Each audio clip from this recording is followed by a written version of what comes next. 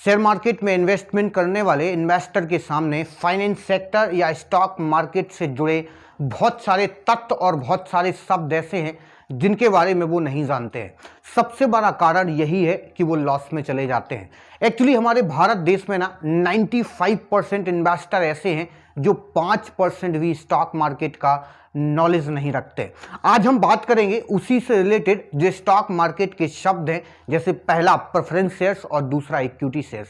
Equity shares क्या होता है, प्रेफरेंस शेयर्स क्या होता है, इन्हें कब और कैसे समझा जा सकता है, ये सारी चीज़ें इस वीडियो के माध्यम से डिस्कस करने वाला हूं। अगर आपने वीडियो को लाइक और चैनल को सब्सक्राइब नहीं किया तो कर दीजिए, क्योंकि वीडियो आपके लिए बहुत हेल्पफुल होने वाला है। जब भी हम शेयर बाजार में ट्रेडिंग करते हैं तो इक्विटी शेयर्स को बाय सेल करते हैं। नॉर्मली जब हम किसी से बात कर रहे होते हैं तो उसको यही बोलते हैं कि हम इक्विटी शेयर बाजार में ट्रेडिंग करते हैं, क्योंकि हमने कभी नहीं ऐसा सुना कि हम प्रेफरेंस शेयर्स में ट्रेडिंग करते हैं। क्यों? क्योंकि प्रेफरेंस शेयर्स में ट्रेडिंग की ही नहीं जाती है। हम बताते हैं आपको कि प्रेफरेंस शेयर्स एक्चुअल में होता क्या है। जब भी कंपनी को शॉर्ट टर्म फंड की जरूरत पड़ती है तो कंपनी प्रेफरेंस शेयर्स को इशू करती है।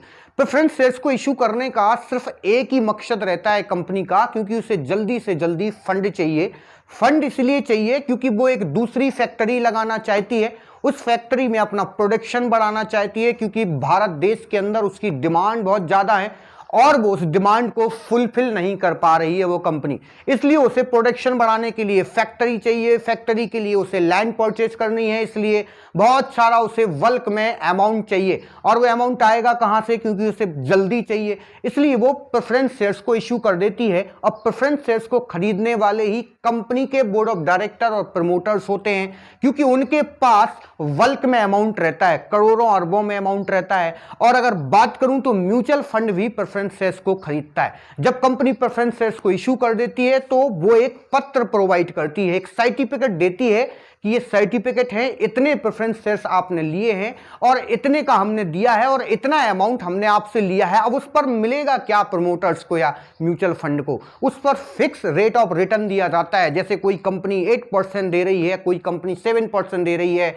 10%, 11% और 12% इंटरेस्ट देती है एवरी ईयर के हिसाब से। इसको आप बाय और सेल नहीं कर सकते। जैसे हम इक्विटी मार्केट में किसी भी शेयर्स को बाय और सेल कर सकते हैं, आप प्रेफरेंस शेयर्स को खरीद और बेच नहीं सकते हो। कंपनी ने आपको दिया, आपको इंटरेस्ट दे रही है, कंपनी का जो टाइम फिक्स है उस फिक्स टाइम के अकॉर्डिंग वो आपसे आपके शेयर्स वापस ले लेती है और आपका पूरा पैसा आपको दे देती है। जिस प्रकार इक्विटी शेयर होल्डर कंपनी के ओनर कहलाते हैं, उसी प्रकार प्रेफरेंस शेयर्स होल्डर कंपनी के ओनर नहीं कहलाते हैं। अब बात करते हैं कि प्रेफरेंस शेयर्स कितने प्रकार के होते हैं, यानी टाइप ऑफ प्रेफरेंस शेयर्स। तो प्रेफरेंस शेयर्स सबसे पहला होता है cumulative preference shares. Cumulative preference shares का मीनिंग ये होता है कि अगर कंपनी किसी साल प्रॉफिट नहीं कमा रही है और इस साल उस कंपनी ने बहुत ज्यादा प्रॉफिट कमाया है, तो वो आपको दोनों साल का मिला के प्रॉफिट देने वाली है। यानी जिस साल उसने प्रॉफिट नहीं कमाया है उस साल का भी देगी, और इस साल उसने प्रॉफिट कमाया है तो इस साल का भी मिला के देगी। यानी लॉस में जाने के बाद भी वो कंपनी आपको दोनों साल का मिला के इस साल प्रॉफिट देने वाली है। दूसरे नंबर पे आता है non cumulative preference shares. Non cumulative preference shares का मीनिंग ये होता है कि अगर पिछले साल कंपनी ने प्रॉफिट नहीं कमाया है और इस साल कंपनी ने प्रॉफिट कमाया है, तो आपको सिर्फ एक साल का ही प्रॉफिट मिलेगा। आपको जो रेट ऑफ इंटरेस्ट आपका बन रहा होगा वो सिर्फ इसी साल का मिलेगा, पिछली साल को आपको नहीं दिया जाएगा। क्यों? क्योंकि कंपनी लॉस में चली गई थी, इस साल कंपनी प्रॉफिट में है, इसलिए कंपनी एक साल का ही आपको प्रॉफिट देगी। तीसरे नंबर पे आता है convertible preference shares. Convertible preference shares का मतलब होता है कि अगर आपके पास कन्वर्टेबल प्रेफरेंस शेयर्स हैं तो उस शेयर्स को आप इक्विटी शेयर्स में कन्वर्ट कर सकते हो।